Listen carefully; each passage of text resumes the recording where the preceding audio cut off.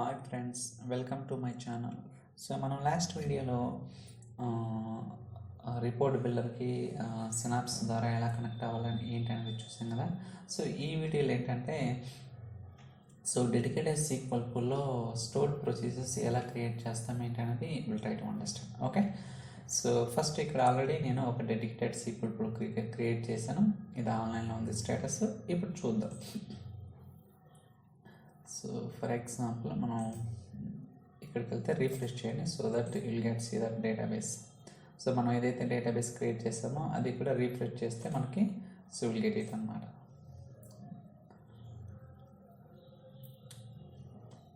So refresh అవుతుంది కదా, will wait. Okay, చూడండి ఇక్కడ. సో మనకి సీక్వెల్ డేటాబేస్ ఉంది కదా, ఇది ఏడిఎఫ్ డేటాబేస్ అనమాట.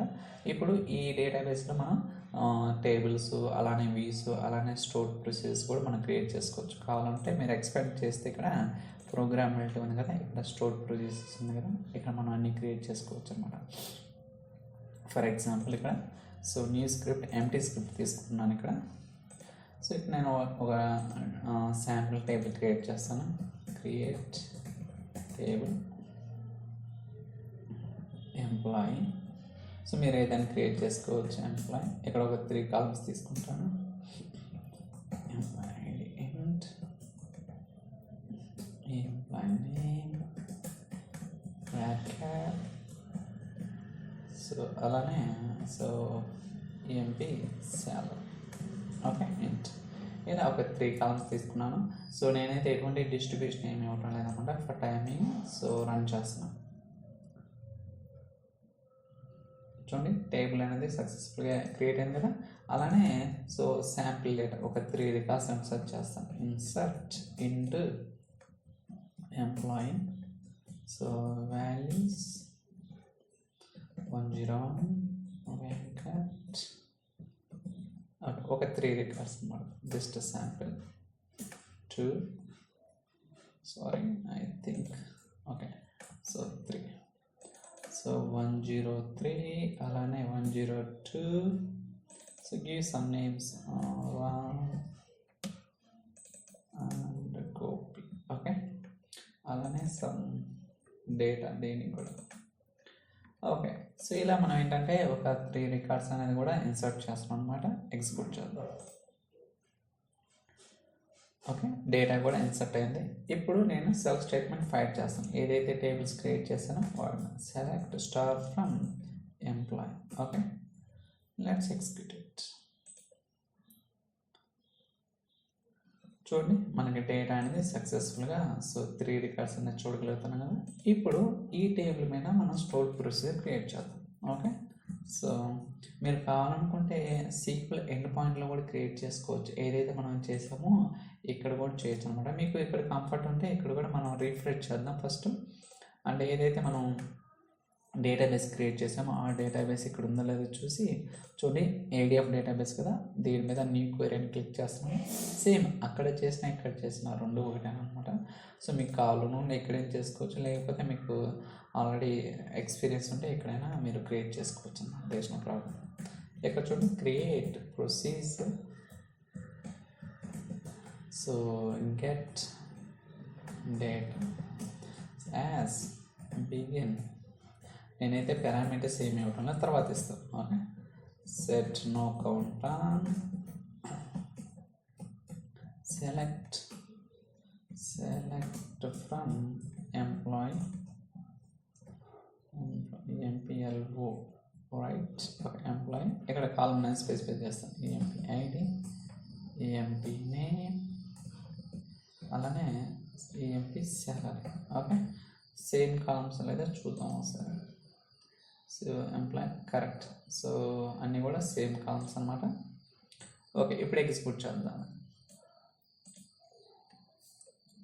చూడండి, సో ప్రొసీజర్ అనేది సక్సెస్ఫుల్గా ఎగ్జిక్యూట్ చేసాం. కావాలంటే ఒకసారి టెస్ట్ చేద్దాం ఇక్కడ.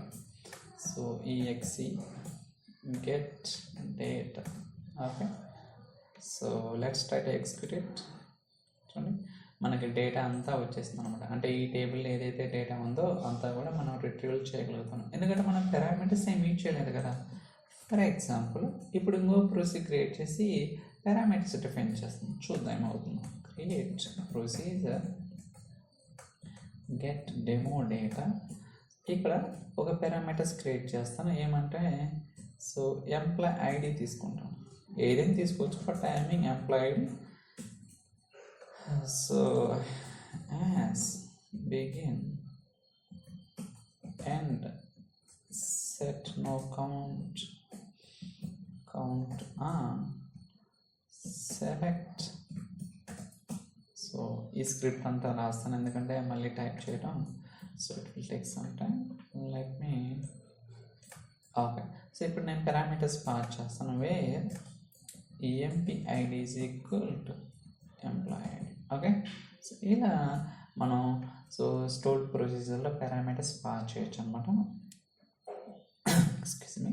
సో నేను వీటి గురించి సీక్వెల్ సర్వర్లో డేటాబేస్లో ఇంకా డిస్కస్ చేయలేదన్నమాట. సో నేను చెప్తాను గోయింగ్ ఫార్వర్డ్ ఏంటనేది కూడా. For timing try to understand. చూడండి మనం ప్రొసీజర్ అనేది క్రియేట్ చేసాం కదా. ఇప్పుడు సో వీటికి పారామీటర్స్ అప్లై చేసి టెస్ట్ చేద్దాం.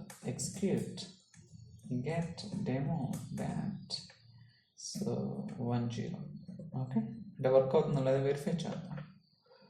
So done. చూడండి ఇక్కడ సక్సెస్ఫుల్గా ఎగ్జిక్యూట్ అవుతుంది. కావాలనుకుంటే 102 కూడా చూద్దాం.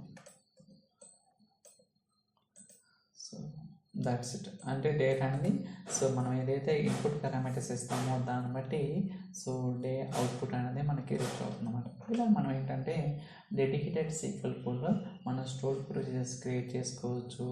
నేను ఆల్రెడీ వీస్ ఎలా క్రియేట్ చేయాలో లాస్ట్ వీడియోలో చెప్పాను అనమాట. So yeah. సో మీకు కావాలనుకుంటే ఇక్కడ వెరిఫై చేసుకోవచ్చు. అంటే అది ఉన్నాయో లేవనేది. ఫర్ ఎగ్జాంపుల్ ఇక్కడ మనం రీఫ్రెష్ చేసాం అన్నమాట. So programmability stored procedures. So let's see that it's opening. చూడండి గెట్ డేటా. సో ఈ ప్రొసీజర్కి పారామీటర్స్ ఉన్నాయి, దీనికి లేవన్నమాట. కావాలంటే వెరిఫై చేద్దాం. చూడండి ఈఎంపీ. కానీ దీనికి పారామీటర్స్ ఏమి లేవు అన్నమాట. Okay. There is no parameter. కావాలనుకుంటే మీరు ఎక్కడ కూడా వెరిఫై చేసుకోవచ్చు. Try to refresh. First refresh చేయాలన్నమాట. ఏంటంటే మనం ఏదైతే చేంజెస్ చేస్తామో ఒక్కోసారి రిఫ్లెక్ట్ అవ్వకపోవచ్చు. సో రీఫ్రెష్ చేస్తే మీకు ఈజీగా అవుతాయి అన్నమాట. సో ప్రోగ్రామబిలిటీ స్టోర్డ్ ప్రొసీజర్స్ చూడండి. So get data get demo data. ఇలా మనం ఏంటంటే సో డెడికేటెడ్ సీక్వెల్ పూల్లో మనం ప్రొసీజర్ కానీ వ్యూస్ కానీ అలానే ఇంటర్నల్ టేబుల్స్ కూడా మనం సో క్రియేట్ చేసుకోవచ్చు అన్నమాట. సో నెక్స్ట్ వీడియోలో ఏంటంటే సో డిస్ట్రిబ్యూషన్ టైప్స్ మనకి హ్యాష్ కానీ రౌండ్ రాబిన్ కానీ రిప్లికేట్ ఉన్నాయి కదా. సో అవి ఎలా క్రియేట్ చేయాలి ఏంటనేది కూడా నేను చెప్తాను. సో ఐ థింక్ సో ఈ వీడియోలో ఇదన్నమాట. సో మీకు ఈ వీడియో నచ్చినట్టయితే లైక్ చేయండి, సబ్స్క్రైబ్ చేయండి. Thank you so much for watching. Will catch you in the next video. Bye.